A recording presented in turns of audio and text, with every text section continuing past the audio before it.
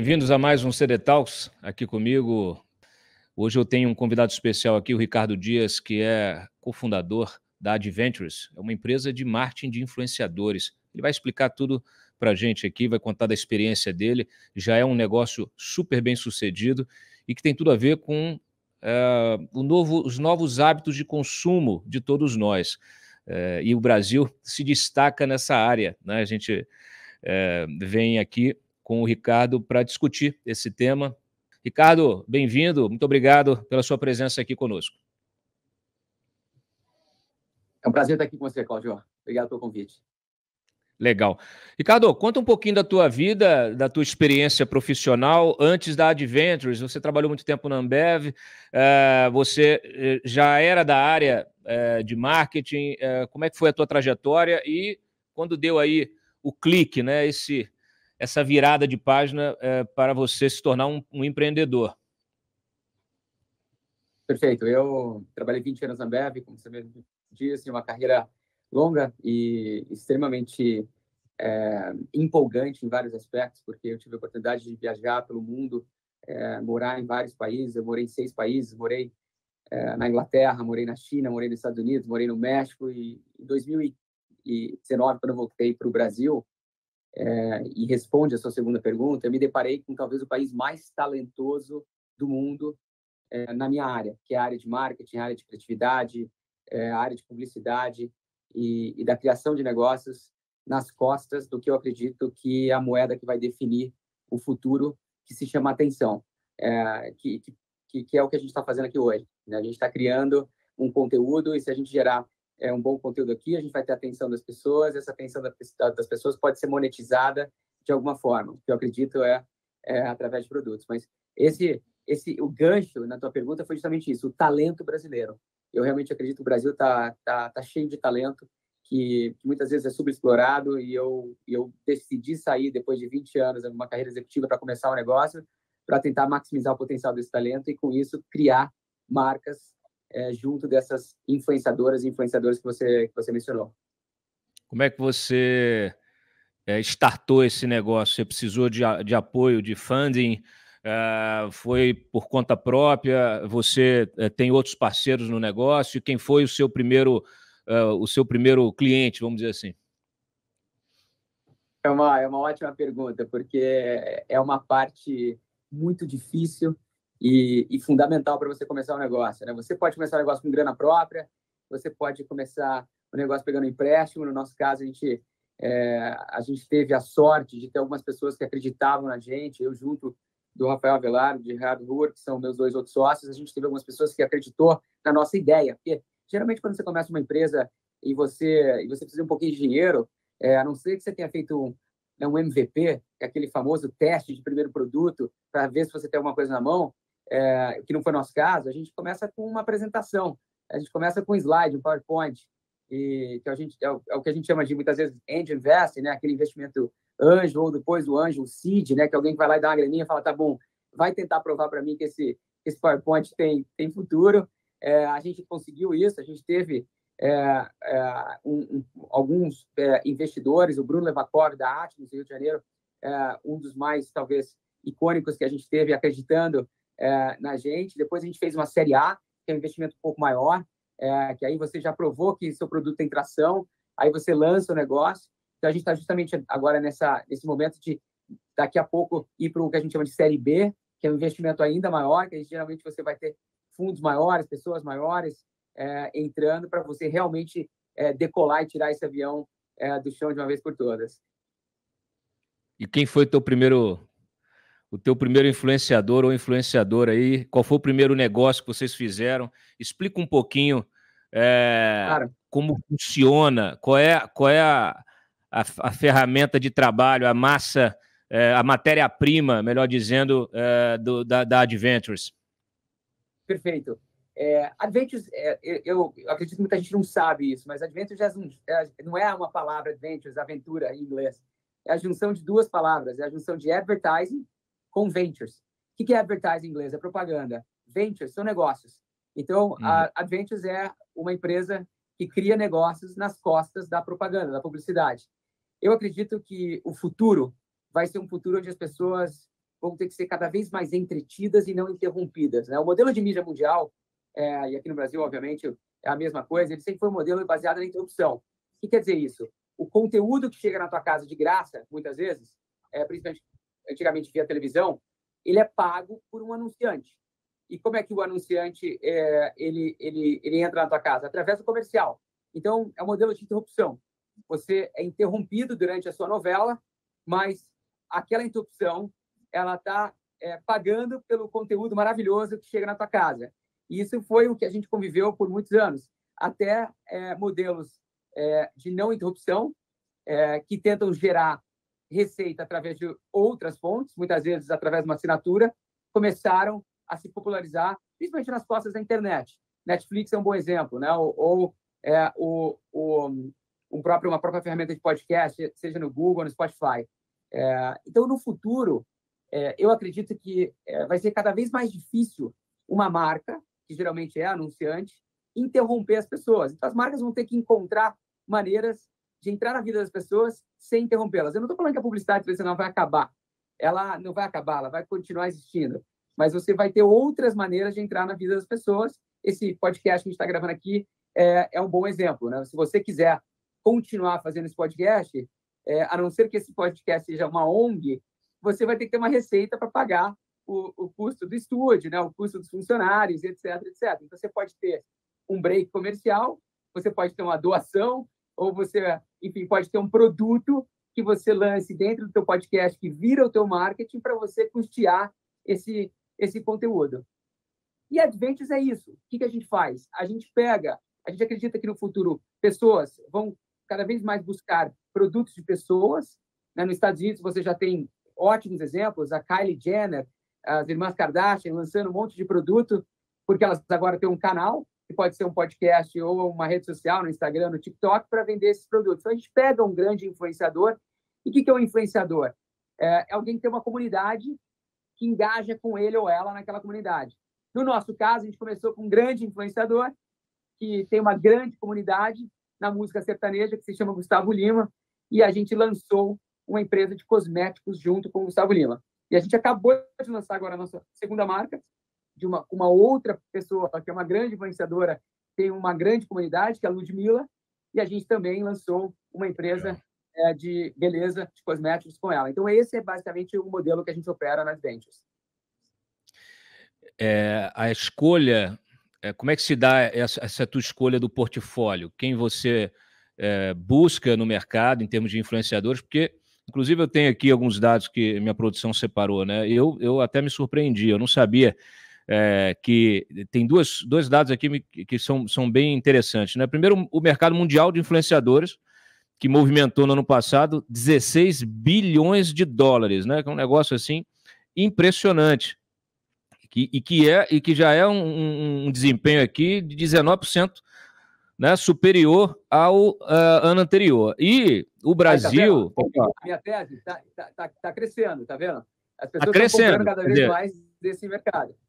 É incrível, né? Você num momento até de recessão mundial, né? De uma série de problemas, a economia de vários países aí ainda sofrendo com o impacto da pandemia, e a tua empresa ela surgiu também nesse período de pandemia, né? O que é um desafio a mais, né? Para qualquer empreendedor. E aí, não sei se é desafio ou se é oportunidade, você vai explicar para a gente aqui. Mas eu tô aqui surpreso, porque eu não sabia, né? 54% dos brasileiros compram algo que um influenciador promove. E temos no Brasil o maior contingente de influenciadores do mundo no Instagram, 10,5 milhões de perfis. O que a gente pode considerar um influenciador, primeiro? Quem é? A partir de quantos seguidores você pode chamar alguém de influenciador?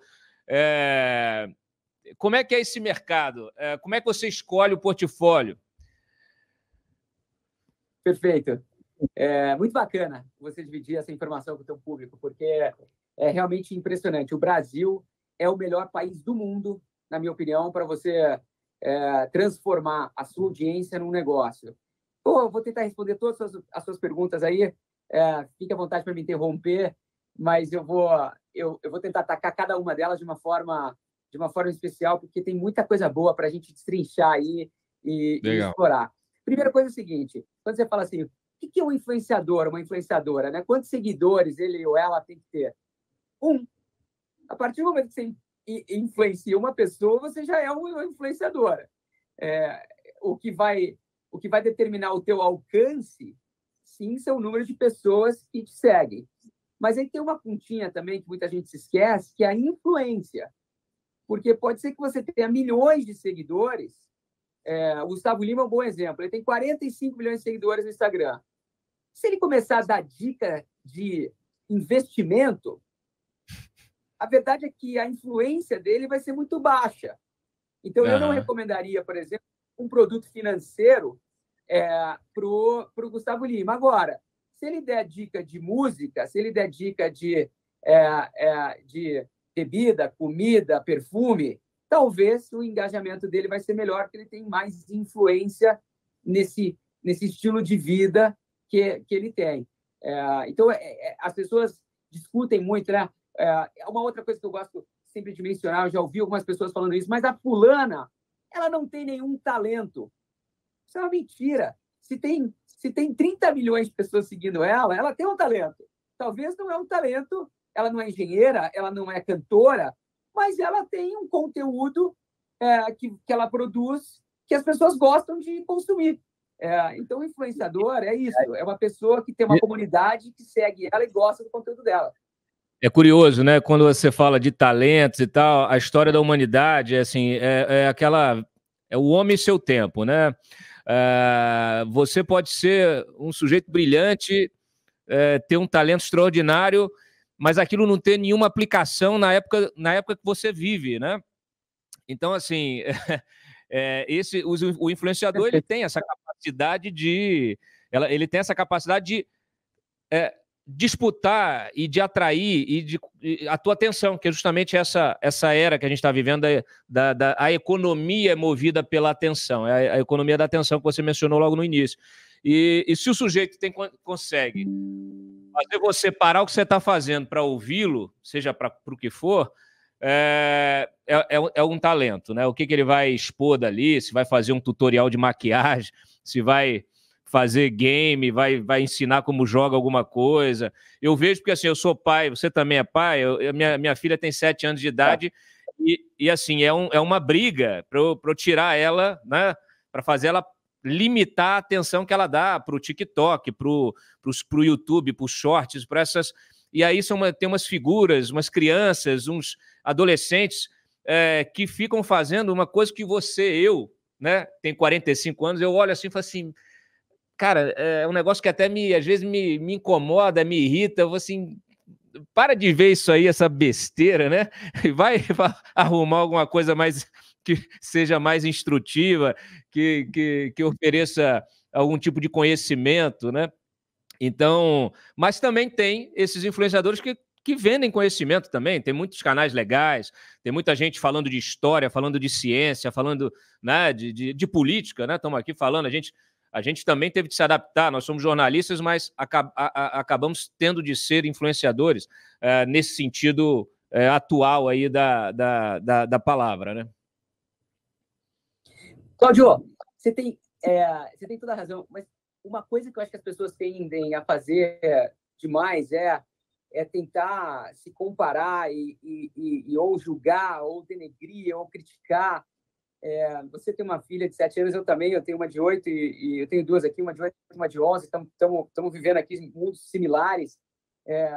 Esses dias eu coloquei ela para assistir um filme da década de 80 que eu adorava, ela olhou para mim e falou assim, pai, você gosta desse tipo de conteúdo? Que conteúdo mais bobo, entendeu? Então, assim, o conteúdo que eu achei que era super legal para mim, ela achou muito ruim, entendeu? Então, eu tento abraçar esse tipo de comportamento. Óbvio, eu acho que tem uma linha ali que você não pode cruzar e tem coisas que, independentemente da era, eu acho que elas não vão ser produtivas para, né, a pessoa e a gente tenta, como pai, a gente tenta fazer isso também, mas eu, como profissional de marketing, eu tenho que estar sempre aberto a isso e eu tento olhar essas coisas com outros olhos. E você tem toda a razão. E talvez a tua filha, minha filha, elas não vão querer ser médicas, engenheiras e advogadas.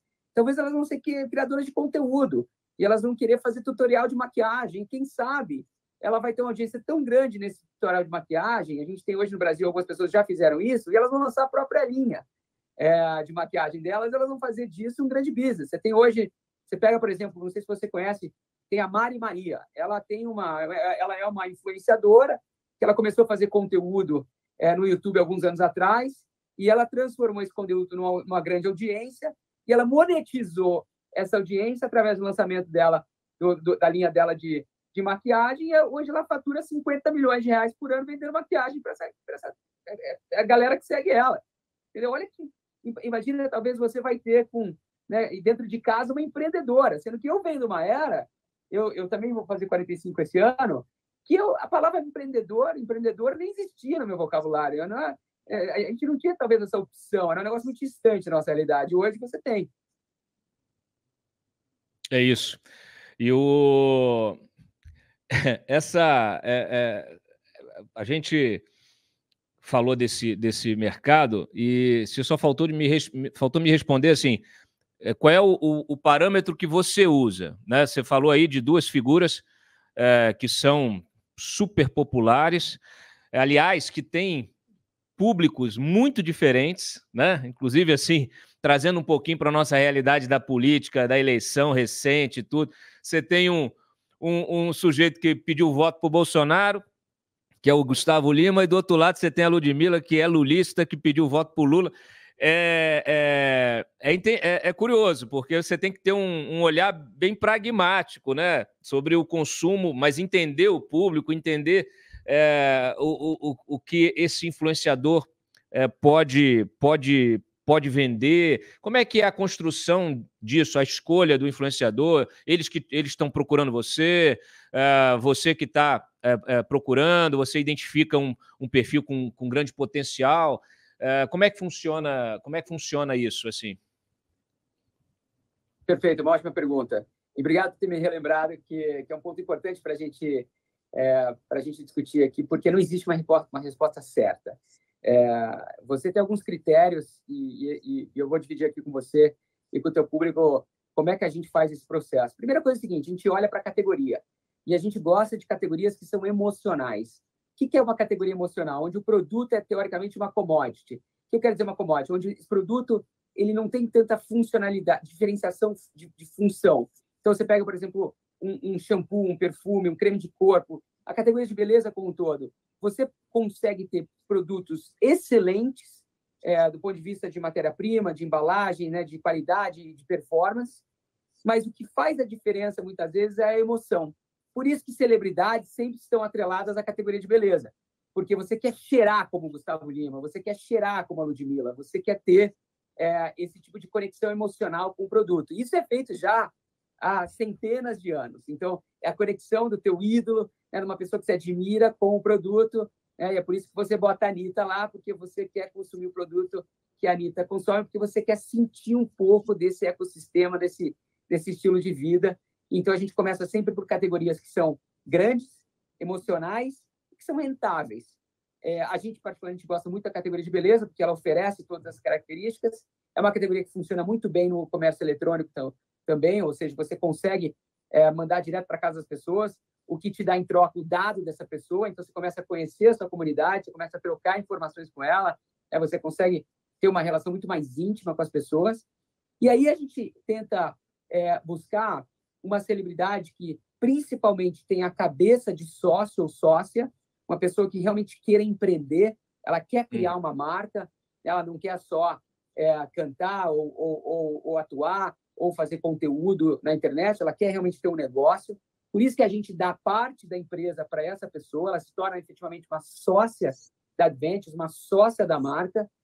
E aí a gente tenta também, no final do dia, fazer com que essa pessoa entenda, e isso é muito importante que eu vou falar aqui agora, que ela seja uma vendedora também. Porque não basta você criar conteúdo e você falar, e todo mundo acha, você faz um post lá no Instagram e vende bastante. Não. A conversão de um post, geralmente, na internet é baixíssima. É menos de 1%, muitas vezes. Então, você precisa de uma pessoa que queira vender. Que ela vai botar o produto debaixo do braço e ela vai levar para o show ela vai levar para o camarim, ela vai levar na casa do amigo, ela vai deixar em casa, ela vai dar para a mulher, ela vai dar para o amigo e assim por diante. É, eu nunca imaginei que eu teria de vender o meu próprio conteúdo, né? Eu achei que eu trabalhei a vida inteira, 20 anos na imprensa, achei que era só escrever, apurar bem, escrever uma bela reportagem, um artigo e tal, fazer uma entrevista interessante, mas não. Hoje eu tenho que apresentar isso para o público e todo dia vender isso, todo dia falar para o sujeito, ó, você tem que dar um like aqui no programa, você tem que compartilhar o conteúdo, você quer assinar aqui o nosso site, a revista digital, para você ajudar a financiar um jornalismo independente, né? Porque é um processo de convencimento para que você saia dessa zona cinzenta das commodities, né? Porque quando você... Eu estou falando aqui da minha lida aqui, que é a informação, né? Hoje você tem acesso à informação muito fácil. Você tem sites, você tem redes sociais, você tem aplicativos de mensagem. As pessoas se informam de todo lado. Não quer dizer que se informem bem. E aí é que é o desafio você dizer para o sujeito, olha, o meu conteúdo é um conteúdo mais qualificado, é um conteúdo que apresenta vários pontos de vista, é um conteúdo com apuração fundamentada, né? Então, realmente é um desafio, né? É de fato um desafio. Você tem então esses dois, tá dando certo? Teu faturamento aí tá batendo aqui 450 milhões, é isso mesmo? Esse é o nosso o valor de mercado. Então, quando a gente começou o negócio, a gente captou nesse valor de empresa. Então, o que quer dizer isso? Quer dizer que as pessoas que investiram na gente acreditam que o negócio tenha esse tamanho hoje. A gente, obviamente, não divulga o número de vendas das marcas individualmente, mas começou muito bem.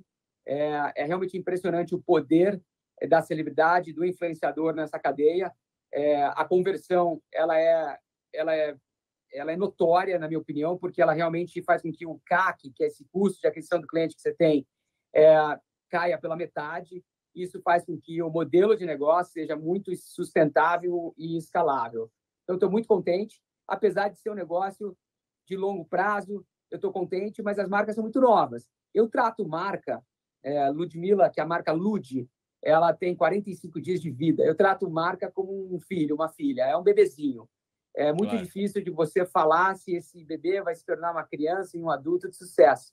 Você tem que nutrir, você tem que tá dando amor e carinho diariamente, constantemente, para que isso aconteça. Então, eu tô nisso pelo longo prazo. Estou muito feliz com o nascimento dos nossos primeiros filhos e espero que essa família continue crescendo e se torne uma família de sucesso. Eu ia fazer uma piada aqui. Você pegou está trabalhando um produto aí, uma sociedade com um bolsonarista, com uma lulista, agora você tem que procurar um da terceira via aí. Não sei se vai vender tanto. É possível que venda bem menos. Eu queria te perguntar também que a Adventures é parceira também do Tom Brady, né? Que trouxe para o Brasil a Religion of Sports, é isso? A gente trouxe eles inicialmente para o Brasil. A gente agora está com um plano de expandir isso. A gente acredita que o conteúdo é uma ótima maneira de parar de interromper as pessoas e entretê-las. Logo mais a gente vai anunciar mais uma nova parceria aí. Eu estou super empolgado com o futuro desse negócio, porque é realmente um negócio que, na minha opinião, vai redefinir como marcas se comportam na publicidade. Eu acredito que marcas vão estar buscando cada vez mais fazer um conteúdo que te entretém. Eu, particularmente, acredito que esporte e música vão ser duas áreas que vão receber muito dinheiro de marca, mas não para fazer a propaganda de 30 segundos que a gente está acostumado a ver, e sim, talvez, para produzir um documentário sobre alguma coisa. Na minha opinião, a Nike faz isso muito bem já, né? Aquele documentário que a gente viu recentemente do Chicago Bulls, Michael Jordan, Last Dance, é um belíssimo exemplo de conteúdo de marca que vende muito tênis, mas, ao mesmo tempo, entretém as pessoas. Ao cuidado na produção desse tipo de conteúdo, de você inserir ali o produto, né? Para que funcione essa estratégia, né? Perfeito. E a maneira mais fácil de fazer isso, na minha opinião, é de uma forma orgânica. E quem faz isso muito bem? Os YouTubers. Hoje você tem, fora do Brasil, um Mister Beast, no Brasil, um John Vlogs, que fazem isso muito bem. Criam conteúdo com produtos. No caso do Mister Beast, ele já tem a própria marca de chocolate e de hambúrguer, e eles colocam dentro da rotina deles sem que o produto atrapalhe a narrativa daquela comunicação. E você tem toda a razão. Você vai ver cada vez mais, na minha opinião, marcas tentando entrar na vida das pessoas de uma forma orgânica, sem interromper a rotina delas. É como se eu e você agora, a gente fosse vender um produto, e ao invés de você falar assim, compre minha camiseta, você falaria assim para mim, olha, Ricardo, eu estou com essa camiseta nova aqui hoje, ela é bem bacana, porque ela não está me deixando quente, e ao mesmo tempo ela é uma camiseta que fica muito bem aqui nesse tipo de luz e assim por diante. Então, você vai contar a história de um ponto de vista diferente, onde o produto não é o protagonista, e sim parte daquela narrativa, e quem sabe você vai conseguir convencer as pessoas a ficarem bonitas e cheirosas e mais frescas com a tua camiseta. É mais difícil você fazer uma coisa assim com, vamos dizer assim, com produtos ou com... Quer dizer, isso aí só dá certo se o sujeito, se o influenciador já for muito, já tiver uma musculatura grande. Isso dá certo para marcas que já estão muito posicionadas no mercado. É diferente de você fazer uma marca crescer ali do zero ou você fazer essa marca influenciar no crescimento de um influenciador, dessa marca ser, de repente, a carona do influenciador para fazê-lo crescer, porque, no fim das contas, é preciso fazer um trabalho anterior, né? O próprio influenciador ele tem que crescer sozinho, ele tem que fazer esse trabalho. Vocês pensam em fazer isso assim, de forma nativa, vamos dizer assim? Perfeito, Cláudio. Deixa eu te falar duas coisas aqui. A primeira coisa é a seguinte, depende muito da qualidade da tua audiência. E eu vou te dar um exemplo aqui, e vou usar esse exemplo para comparar com você. Você criou uma propriedade e você tem uma audiência ali extremamente qualificada. E talvez o produto que você vai lançar não precisa de milhões de pessoas na tua base para você poder ter um bom negócio. Eu vou te contar uma história real. Pura Vida, uma empresa de suplementos alimentares, talvez você conheça, talvez muitos dos seus ouvintes aqui já comprou alguma coisa na Pura Vida. O fundador dessa empresa, que é o Flávio Passos, ele não tem uma comunidade gigante nas redes sociais. Se você olhar para o Instagram dele, ele tem 600 mil pessoas. Só que das 600 mil pessoas que seguem ele, eu te garanto que grande parte são pessoas do ramo que acabam receitando o produto dele. Então, é altamente qualificada aquela audiência. Então, por mais que ele não tenha milhões, ele tem os 500, 600 mil que ele precisa para transformar isso em milhões de vendas. Então, na minha opinião, essa combinação de influência com alcance, ela tem que ser respeitada, porque no final do dia o que vai converter a influência não é o alcance. Claro. Óbvio, você tem que ter um certo alcance, mas a influência, na minha opinião, é muito mais importante. Então, sim, você tem toda a razão, e o Flávio é um bom exemplo. Ele ficou 7, 8 anos criando conteúdo sobre uma vida melhor antes de lançar o primeiro produto da Pura Vida. E isso é muita coisa que muita gente não vê isso. Então, ele começou a criar conteúdo, ele começou a construir a comunidade, ele começou a dar palestra, ele começou a criar uma relação de intimidade com essa base dele, essa audiência dele. E depois de muitos anos fazendo isso, ele falou assim, agora eu vou te dar um produto para você ter uma vida melhor. Ele lançou o primeiro, essa empresa ela foi crescendo, o portfólio foi ampliando, ele trouxe parceiros que tinham uma experiência em gestão de negócios, e agora, inclusive, a empresa acabou de ser vendida por mais de 1 bilhão para a Nestlé. É uma grande, talvez uma das maiores do mundo, uma empresa suíça que todo mundo conhece como chocolate, mas que tem outras várias coisas. Então, esse é um belíssimo exemplo de uma pessoa que usou a audiência para monetizá-la, né? Monetizou essa audiência através de um produto, criou um negócio e ainda vendeu o negócio e ganhou muito dinheiro.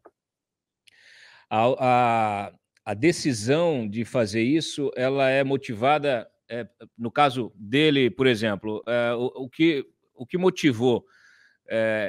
Você tem que conhecer muito bem essa sua base, né, de seguidores para entender se aquilo, se esse produto terá um engajamento, né, se ele será absorvido, se ele será recebido.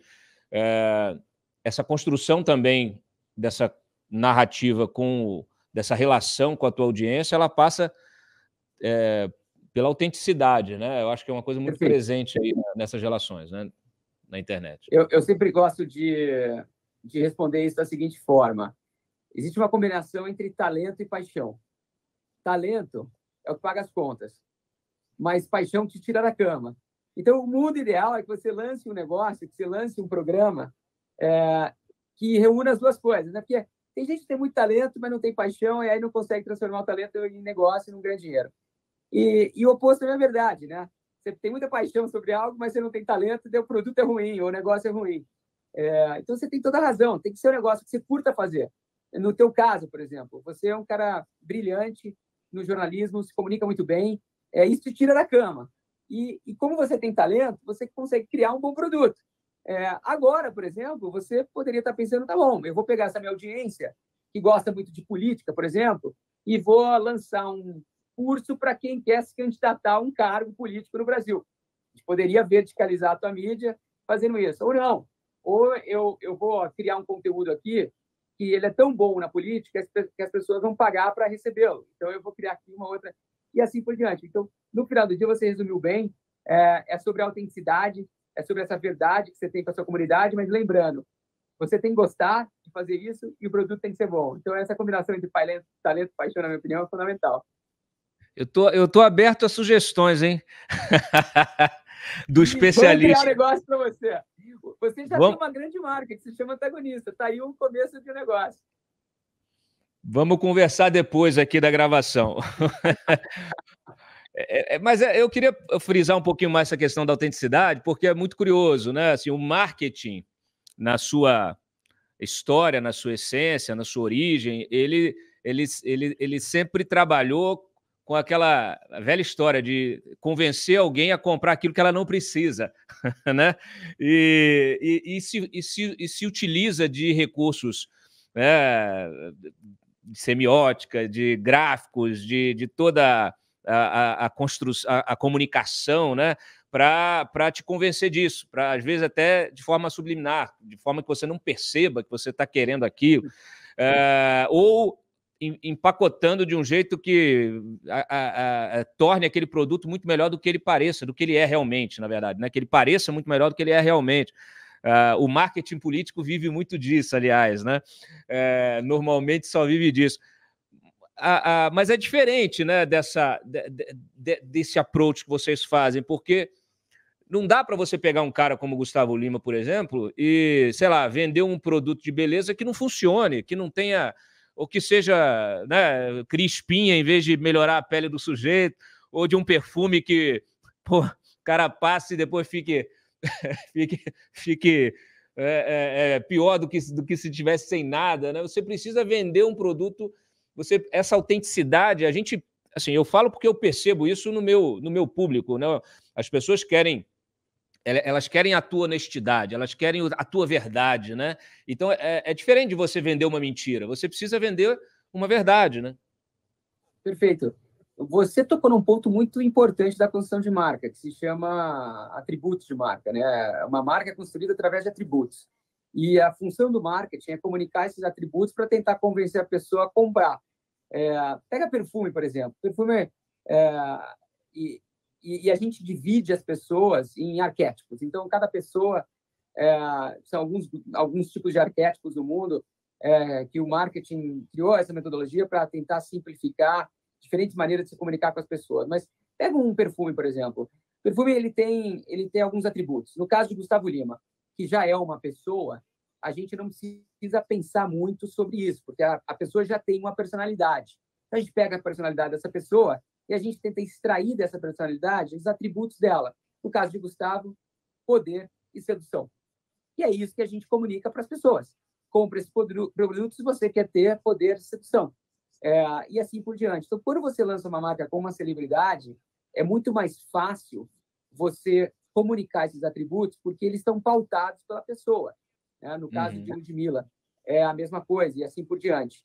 Numa marca que não tem uma pessoa atrelada a ela, você tem que definir muito bem o propósito dela e você tem que traduzir esse propósito em atributos. Então, como você mesmo falou, você tem uma marca nas suas costas, no seu podcast e nos seus produtos. E o teu público conhece os atributos dessa marca. Então, é verdade, imparcialidade, talvez você daí tenha uma personalidade mais provocadora e assim por diante. Se uma marca contrata você para ser garoto propaganda, por exemplo, e você tem uma personalidade provocadora, mas eles pedem para você ser um cara mais tranquilo, um cara... Não vai funcionar, porque o seu público vai ver e falar assim, não é ele.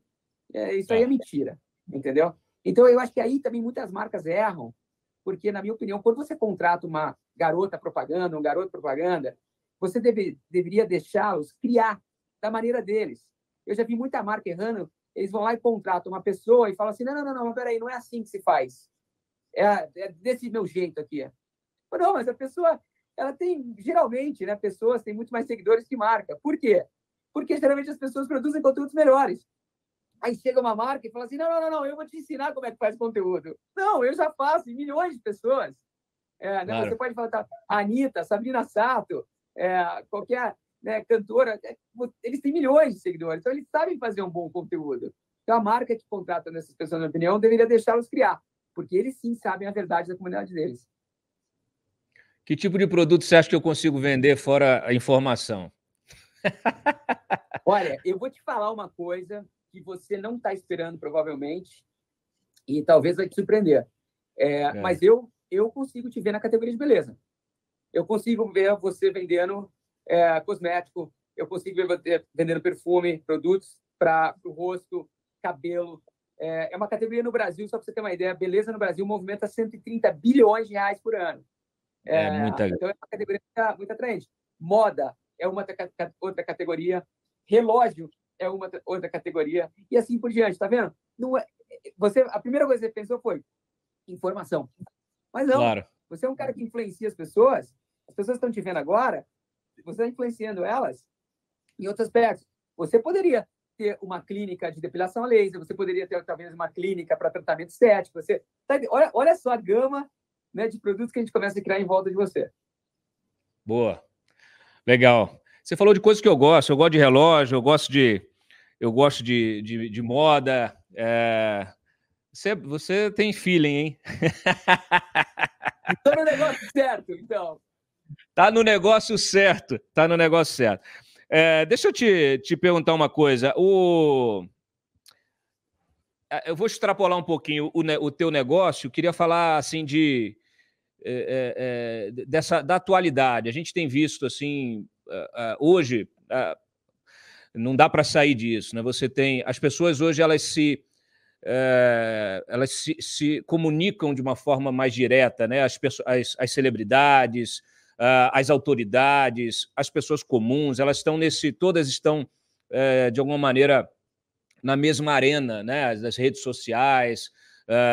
E muitas vezes você tem pessoas desconhecidas que se tornam conhecidas, vão lá, fazem um tweet diferente, produzem um conteúdo diferente, enfim, e aquilo viraliza, né, numa rede e a pessoa acaba tendo uma exposição que, de repente, ela nunca imaginou ter. Por que eu estou dizendo isso? Porque, assim, toda essa dinâmica de relacionamento que tem a ver com a autenticidade, tem a ver com... E que acaba interferindo no teu posicionamento político, se você se expressa, se você pede voto para alguém hoje, amanhã você corre o risco de ser cancelado pela outra parte, porque também a gente vive num ambiente muito radicalizado, né, que as pessoas ainda não conseguiram lidar com essa nova realidade. É muita exposição, é muita informação, é tudo muito rápido, há muito desejo de simplificação, embora a humanidade seja muito mais complexa, os nossos desejos sejam muito múltiplos, né? As nossas vivências, etc. E ali naquela coisa binária das redes sociais, a busca pela simplificação ela é corrente, e isso muitas vezes nos faz tomar decisões erradas, né? Ou nos expressar de forma errada e tal. estou fazendo esse preâmbulo só para introduzir o seguinte tema que nos chama muita atenção, que é assim, há também hoje uma cobrança em função desses posicionamentos políticos, uma cobrança das marcas, de posicionamento das marcas, né? Então, a gente vê aqui no Brasil, que até foi um movimento importado dos Estados Unidos, né, os Sleep Giants, que faz essa busca incessante, né, cobra nas redes de forma incessante de grandes marcas um posicionamento politicamente correto, né? Então, isso é muito subjetivo, né? Claro que tem coisas que são claramente criminosas, posições que são criminosas, às vezes o sujeito comete um crime, comete uma falha grave, um erro crasso, mas muita coisa do debate público ela é subjetiva, né? Então, a gente percebe aí é uma cobrança que ela corre o risco de virar um assédio. E muitas empresas, às vezes, têm tomado decisões, às vezes, de deixar de apoiar um atleta, de deixar de apoiar de deixar de anunciar num veículo de comunicação por causa desse assédio e aquilo acaba tendo um efeito negativo que talvez seja pior do que simplesmente a exposição da marca vinculada a B ou C. Esse é um dilema muito presente na tua área, de uma maneira geral. Como é que você enxerga isso? Que tipo de orientação que você dá como um cara especializado nisso, que tem uma vivência global, que entende diversas culturas, como elas devem, né, como as pessoas devem lidar com isso? Que tipo de sugestão você colocaria nesse debate, Ricardo? Perfeita pergunta. Eu morei 6 anos na China, a China me ensinou muito isso, né? Porque a China não é como o resto do mundo. A China é única no mundo, na minha opinião. Por mais que eu vivi na Inglaterra, nos Estados Unidos e no México, no Brasil, apesar de ter diferenças, é tudo mais ou menos parecido. A China realmente é um negócio à parte. E lá na China, pela primeira vez, eu vi o mundo de uma outra forma. Porque o chinês vê 2 mundos, né? Ele vê o mundo dele e o mundo dos outros. E aí os outros é todo mundo. Então, ali que você começa a entender um pouco como é complexo realmente, né? Não é tão simples assim. E é uma ótima pergunta, porque, na minha opinião, as marcas cometem muitos erros aí. E a primeira sugestão que eu daria para as pessoas é o seguinte: a marca tem valores. E a marca tem que seguir esses valores. Independentemente se for agradar todo mundo ou não, porque é impossível você agradar todo mundo no mundo hoje. A religião não conseguiu fazer isso, o futebol não conseguiu fazer isso. Nada no mundo vai ter, na minha opinião, 100% de aderência. Então, o risco que uma marca corre, tentando ser 100% para 100% das pessoas, é que ela corre o risco de ser 0% para 0% das pessoas, porque ela nunca vai ser nada. Então, eu, particularmente, acredito que a polarização no mundo do marketing, é por isso que muito do mundo político acaba sendo utilizado no mundo do marketing de marcas. Eu, particularmente, acredito que a escola do marketing político é excelente para você usar no mundo dos negócios, desde que seja ética e idônea, obviamente, mas a polarização que está ali pautada é algo que acontece no mundo das marcas, seja porque os consumidores pedem isso ou porque a competição pede isso. Claro. Então, qualquer marca que está no mercado que tem mais de uma marca competindo vai ter que lidar com a polarização. Então, eu, particularmente, vejo polarização com ótimos olhos. Eu acredito que a marca ela não deve se esconder disso. Então, se a marca acredita que ela é de esquerda, ela tem que se posicionar na esquerda. Se ela acredita que ela é de direita, ela se posiciona na direita. Se ela não acredita nem em esquerda nem direita, ela tem que encontrar uma maneira de se comunicar com as pessoas.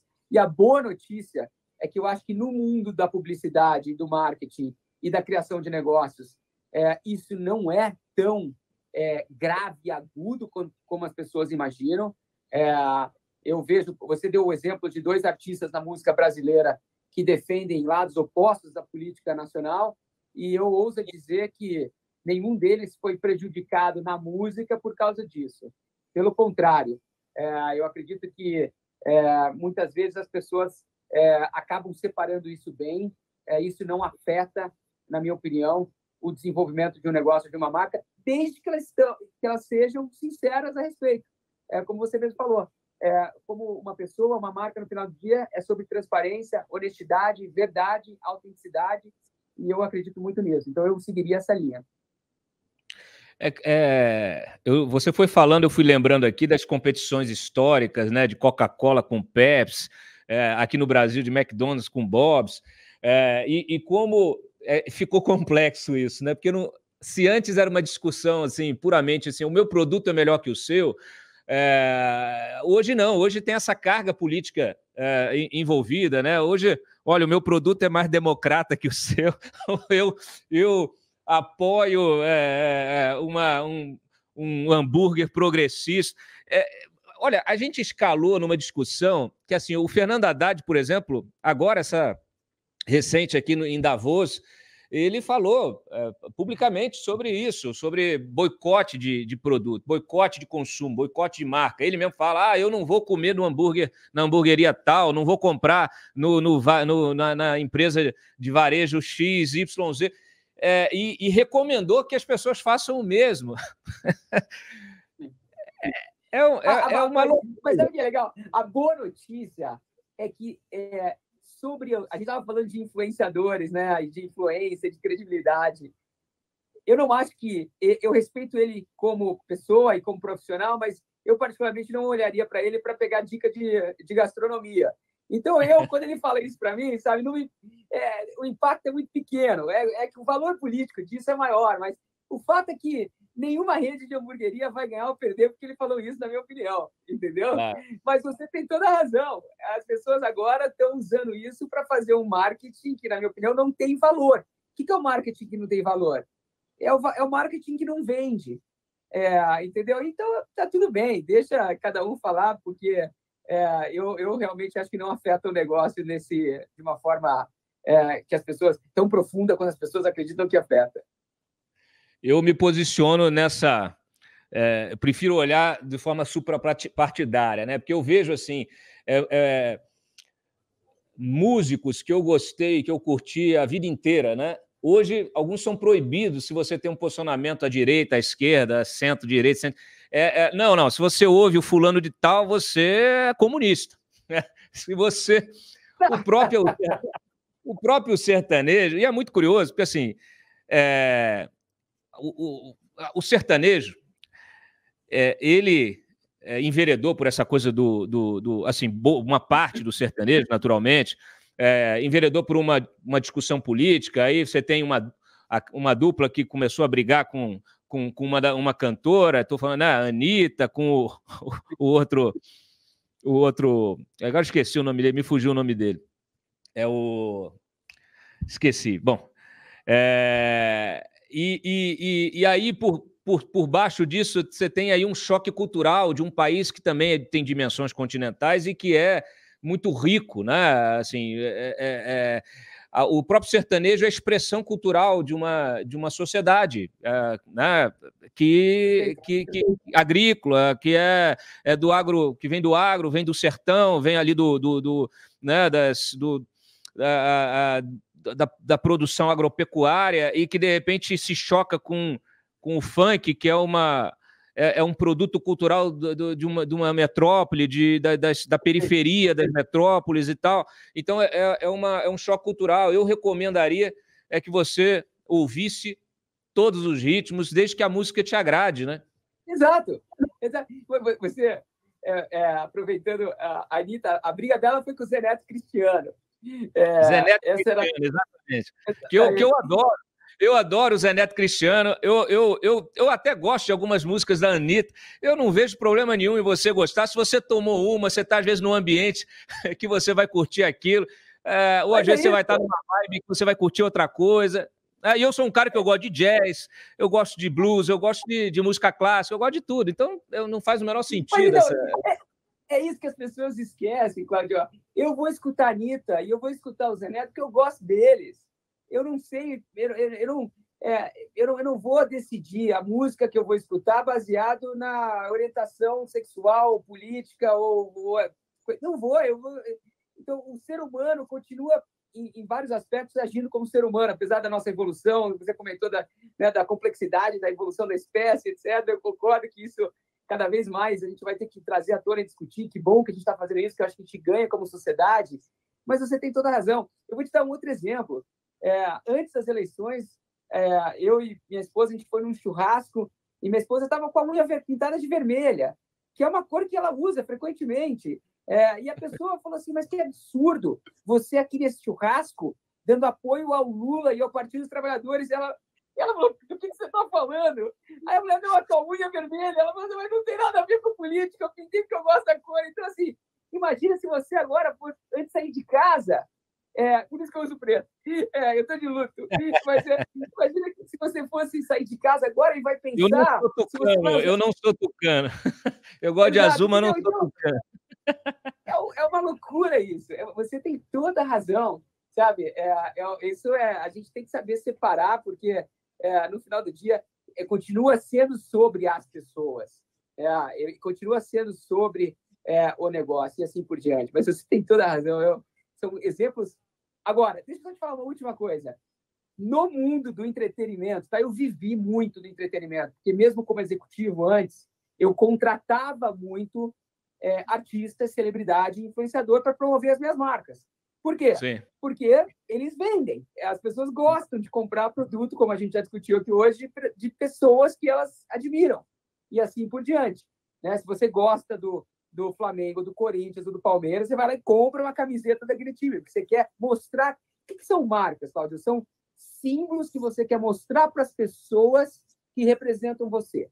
Então, quando você usa um relógio Rolex, você usa esse porque você quer falar que você é um cara de sucesso, você é um cara viajado, você é um cara que tem bom gosto. Você usa, talvez, um relógio da Apple, você é um cara mais de tecnologia, você é um cara moderno, você é um cara da vanguarda. Você usa, talvez, um Casio antigo.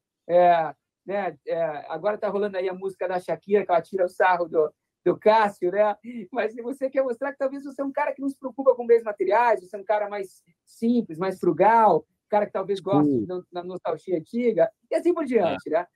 Então, marcas são sobre isso, são sobre símbolos que você quer mudar, quer mostrar para as pessoas. Mas, voltando no meu ponto, eu contratei muita celebridade lá atrás, e o fato é que, quando a celebridade se envolve num escândalo, desde que não seja algo que vai ferir, né, com a moral das pessoas, algo que seja ilegal, antiético, geralmente eles ganham. Nesse BO que teve entre Zé Neto, Cristiano e Anitta, ambos ganharam. Porque o nome deles foi falado. Isso é mídia, grátis. Liga lá para a Globo e fala assim agora, Globo, coloca aí, Cláudio Danta Talks aí no intervalo do Jornal Nacional. Vai te custar uma grana, entendeu? Então, eles conseguiram colocar no Globo.com, no UOL, conseguiram colocar em tudo quanto é site de graça. É um bom negócio. Deixa eu pensar aqui com quem que eu vou brigar para aparecer no Jornal Nacional. Eu já tive matérias repercutidas lá. Mas vamos... Mas eu acho difícil... Tá vendo? Isso é um bom negócio, porque te coloca em exposição, e eu tenho certeza... Por isso que o Big Brother, muitas vezes, as pessoas saem de lá famosas, porque elas se envolvem no escândalo, e aí os números dizem. Como é que você explica uma Juliette entrando com 3 mil seguidores e depois de 100 dias no programa, saindo com 30 milhões de seguidores? Entendeu? Isso, quando seu nome está em evidência, você vai atrás disso, e isso, se você for um negócio, você vai vender mais. Há um risco, vou só fechar essa questão política, depois eu quero falar de esporte, quero falar de futebol com você. Mas quando você fala dos influenciadores, eu me lembrei que o próprio governo do Lula agora, o Paulo Pimenta, que é o secretário de comunicação, né? Ele disse que está estudando a criação no gabinete do amor, né? Para se contrapor ao gabinete do ódio. Está aí novamente a polarização. É claro que a gente está falando aqui de label, né? Falando aqui de rótulo. Mas o que me chama a atenção é o seguinte, que eles querem contratar influenciadores para impulsionar aí as agendas do governo e tal. Não chega a ser uma ideia absolutamente inédita. A gente cansou de ver artistas, celebridades sendo contratadas até para campanhas de interesse público, né? Vacinação, campanha cultural, de turismo, etc. e tal. E a gente já viu isso acontecendo também até em campanha eleitoral mesmo, né? A participação de influenciadores em campanha eleitoral, muitas vezes remunerados e tal. Mas isso se tornar uma prática, você acha que é um risco para o influenciador? Que tipo de conselho você daria para o influenciador, que é uma ferramenta de trabalho, do teu trabalho? Perfeito. Vou voltar um pouquinho, e eu acho que a gente compartilha da mesma paixão por seres humanos, em primeiro lugar, e uma das coisas que nos diferencia como espécie é o poder da nossa imaginação. Somos uma espécie que consegue imaginar coisas, e isso nos trouxe até aqui, porque com essa imaginação a gente começou a fofocar, e a gente começou a contar histórias, e essas histórias fez com que a gente se conhecesse, né, e tribos fossem formadas. E está aí a nossa vontade de estar em tribo, né, de ser, né, uma população tribal, uma espécie tribal. E eu estou falando isso porque a polarização, né, quando você cria o Gabinete do Amor, é uma ótima ferramenta de marketing, porque você está criando uma outra identidade, uma outra tribo. Então, e o ser humano gosta do quê? Gosta de tribo. Você não quer ficar sozinho. Você quer estar com pessoas, você quer contar histórias, você quer viajar, você quer imaginar, você quer sonhar. A própria religião é isso. Aqui, independentemente da orientação política, religiosa das pessoas, você acredita em algo. Se isso faz te dormir bem, viver bem, ótimo. Mas ninguém foi e voltou para contar, seja qual for a sua religião. Então, dito isso, o Gabinete do Amor é uma perfeita, uma brilhante, melhor dizendo, ideia de marketing, que você vai criar aqui um outro time, né, uma outra tribo, e aí outras pessoas vão para lá. Então, conselho para os influenciadores. Em primeiro lugar, é a tua tribo? Você acha que os teus fãs fazem parte dessa tribo? Ótimo, vai para lá, joga lá, e não tem problema nenhum. O que eu acho que é difícil, o que não deveria ser feito, na minha opinião, é o contrário. Né? Você joga na tribo de cá e vai para outra tribo de lá. Acho que essa tribo não vai te aceitar. Aí eu já pego como gancho. É igual você. Antigamente dava morte. Hoje em dia, felizmente, apesar dos pesares das guerras que a gente está tendo aí, o mundo é mais seguro do que era 1000 anos atrás. É você sair da torcida do Cruzeiro e ir lá para a do Atlético Mineiro. Não é uma boa ideia. Não é uma boa ideia. Camisa azul. E você, como membro do Conselho Consultivo do Cruzeiro, de que maneira, né, o clube, inclusive, que virou sociedade anônima, isso de futebol, que é agora um novo modelo de negócio, eu queria que você comentasse um pouquinho dessa tua paixão e queria a tua opinião também sobre esse movimento do mercado, essa modernização. Eu ouço muitos elogios, porque você profissionaliza, você tem condição de escalar aí até para os atletas, dar melhores condições, mas também já ouvi críticas de que isso tende a prejudicar clubes menores, né, e impedir que eles avancem. Me fala da tua paixão e um pouquinho da tua visão. Eu vou começar pela visão. Porque eu sou, se a gente está falando de tribo e falando de gabinetes aqui, eu sou do gabinete pró-profissionalização. Então, eu estou nesse time aí. Eu estou no time que acredita que o futebol brasileiro tem um potencial gigante. É o maior esporte do mundo, o futebol. É o maior esporte do Brasil, é o futebol. E, na minha opinião, uma gestão mais profissional pode, sim, trazer melhoria para todo mundo que está nessa cadeia, incluindo jogadores e torcedores, acima de tudo. E, na minha opinião, esses negócios tendem a se valorizar muito nos próximos anos se essas medidas forem tomadas aqui no Brasil. E eu, particularmente, acredito que esse é um movimento que não tem volta. Eu acredito que, sim, a gente vai ter uma revolução no futebol brasileiro.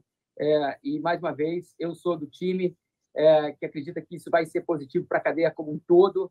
E eu estou torcendo para que isso aconteça. Agora, no Cruzeiro, mais especificamente, o meu papel lá como conselheiro é olhar a vertical de marketing e inovação, ou seja, olhar para a marca Cruzeiro, né? Uma coisa que a gente esquece, que futebol, além da paixão que você tem pelo time e pelo resultado daquele time no campo, aquela marca no teu peito, ela representa esse símbolo que você quer passar para as pessoas. Então, uma marca de um time de futebol, ela é exatamente como uma marca de bem de consumo. ela tem que ser construída em cima de atributos, e esses atributos têm que conversar com as pessoas, e você pode traduzir esses atributos através de produtos. Você tem hoje excelentes exemplos ao redor do mundo. Imagina que um Real Madrid é um dos maiores vendedores de camisas do Brasil. Então, é um baita produto. Entendeu? Claro. O time que está lá na Espanha está vendendo mais camisa aqui no Brasil do que a maioria dos times. Poucos times conseguem vender mais camisa do que o Real Madrid no Brasil. Esses números flutuam, mas é sempre top 3 aqui e, obviamente, depende muito do que acontece lá. Então, eu estou muito empolgado com o futuro do futebol no Brasil. Na minha opinião, o que o Ronaldo fez com o Cruzeiro é algo que vai ser revolucionário e vai pautar muito do futuro do futebol. A gente já vê esse movimento acontecendo em outros times, o Vasco, o Bahia e etc. E mais times, na minha opinião, vão seguir esse caminho. E para finalizar, o que vai fazer a diferença no final vai ser o resultado. Vai ser como no mundo dos negócios, Cláudio. Vai ser muito fácil. É como no esporte. É muito fácil você mensurar quem está ganhando. É o que tem a medalha de ouro na mão ali no final da corrida. Claro. E provavelmente você vai olhar para aquele atleta, para ele ou para ela, e vai falar assim, eu quero fazer exatamente o que ela está fazendo. Então, daqui a pouco, na minha opinião, como é que esse sistema vai vencer? Se os times que estiverem fazendo isso, né, através das SAFs, e se profissionalizarem, começarem a ganhar, eu tenho certeza que mais times vão seguir esse caminho. Então, o resultado, na minha opinião, é a melhor forma meritocrática da gente avaliar se esse sistema está dando certo ou não. Agora fala da tua paixão. Primeira coisa assim, eu sou apaixonado por marca. E para mim o Cruzeiro é uma grande marca. É um time com 10 milhões de fanáticos, que é um número extremamente expressivo. Se você parar para pensar, uma marca com 10 milhões de fãs é uma marca muito poderosa. Então, em primeiro lugar, eu tenho uma paixão pela marca Cruzeiro, eu tenho uma paixão pelo negócio e na minha opinião, cada vez mais esse negócio pode retornar o valor para o consumidor através da vitória. E um negócio bem gerido, ele tem mais recursos para ser investido no campo e nos bastidores do campo, para que esse time se desempenhe melhor no produto que ela vende ali, que é futebol. Eu estou muito honrado, apesar de ter vivido muito tempo fora do Brasil e apesar de não ser de Belo Horizonte, eu sou de Londrina, no Paraná, e o meu Londrina está na Série B e está lá sofrendo para um dia, quem sabe, chegar na Série A e seguir os passos do Cruzeiro, talvez vai conseguir. O Cruzeiro é um bom exemplo de um time que fez isso. Eu sou apaixonado por esporte, sou apaixonado por futebol e estou apaixonado e honrado em estar representando o Cruzeiro nessa jornada. Eu tenho certeza que vai ser, no final da minha vida, um dos maiores legados que eu vou poder deixar, um pedacinho dessa história e, quem sabe, uma história de sucesso. Então, estou trabalhando para que isso aconteça junto dos outros conselheiros e do Gabriel Lima, que é o CEO, e do próprio Ronaldo e de todo mundo que faz parte do ecossistema do Cruzeiro.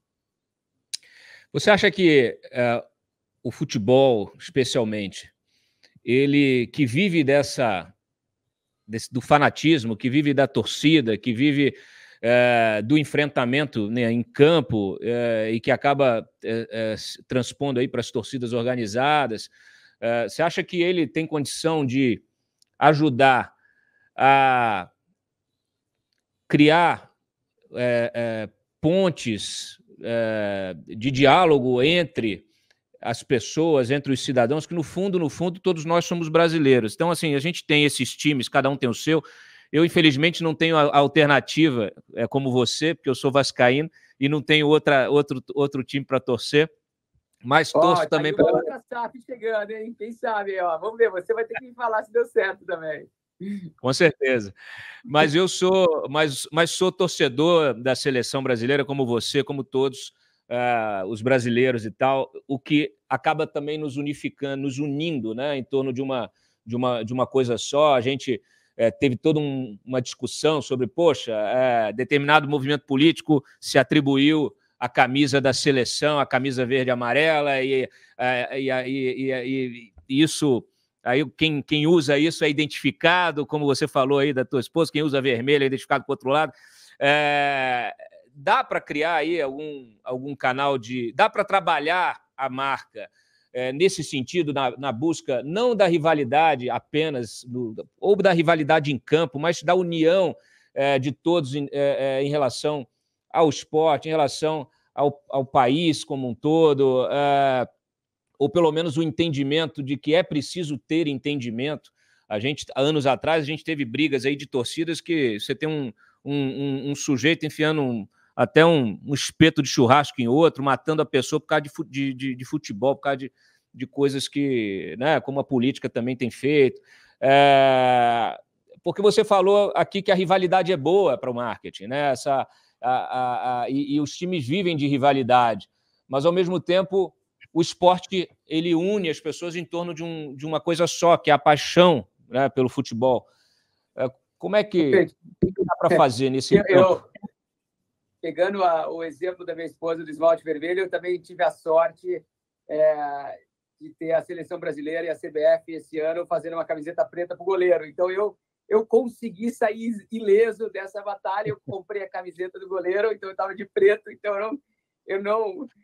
eu consegui sobreviver dessa disputa entre os dois lados da política. Mas a própria CBF, nesse caso, se posicionou contra, né, a utilização da nossa amarelinha para um viés político e está certíssima.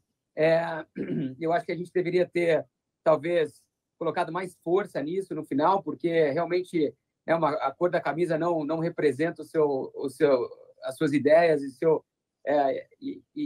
a sua orientação política, na minha opinião, não deveria ter sido feito e fez, e alguém deixou, e, né, ninguém controlou isso, mas, mais uma vez, o marketing poderia ter sido mais eficiente para não deixar isso acontecer, mas alguém conseguiu fazer melhor que o outro e deu no que deu. Mas, respondendo a tua pergunta, se isso é possível, você resumiu muito bem, né? A rivalidade é muito importante para o mundo dos negócios, né? A concorrência te faz melhor, né? O Cruzeiro, tendo um grande time ali em Belo Horizonte, ele com certeza vai se esforçar mais para tentar ganhar do outro, e com isso ele vai a barra vai subir, ele vai ganhar com isso. Agora, eu particularmente, eu sou um cara muito otimista com relação ao futuro do mundo como um todo, um mundo mais seguro, um mundo onde as pessoas vão ter mais oportunidades, um mundo onde a gente vai viver melhor. Me preocupa, eu tenho algumas preocupações, obviamente. Eu acho que a diferença de concentração de renda é uma das maiores que a gente vai ter que resolver nos próximos anos, mas eu também eu sou pragmático, eu tenho algumas coisas que talvez eu sou pessimista, né, saindo um pouco do meu natural, e uma delas é talvez a polarização, e não só no esporte, como na política e em outros aspectos das nossas vidas. Por quê? Porque agora todo mundo tem um canal, e eu acredito que as redes sociais elas vão continuar crescendo, elas vão continuar dominando as nossas vidas, e quando todo mundo tem uma voz, você acaba tendo mais opinião, você perde o controle da narrativa, você acaba tendo a utilização de um algoritmo em prol de uma visão única, e a gente sabe que isso acontece.